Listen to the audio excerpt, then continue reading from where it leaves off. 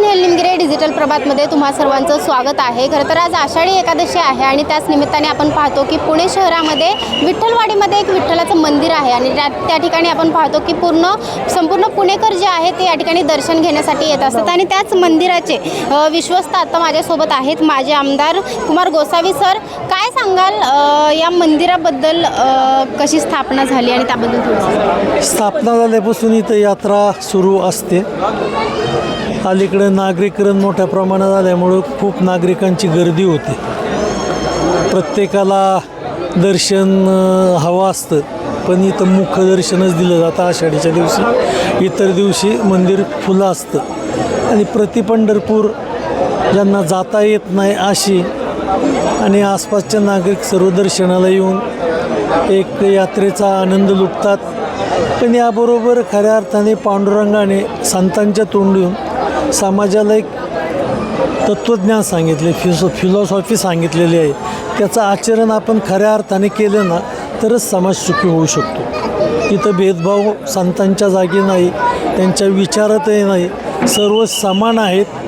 हे आहे निसर्गाचं देणं आहे आणि ते जपणं प्रत्येकाचं काम आहे।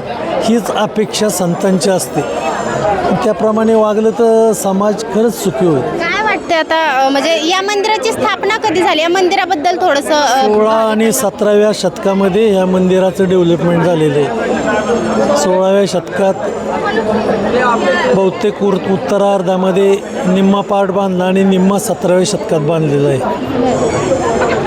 आजकाल मंदिराची झीज होती म्हणून आम्ही मजबूतीकरणासाठी मंदिराच्या पायापर्यंत कॉन्क्रीट ओतलेंवरती शेड बांधायचं काम चालू आहे।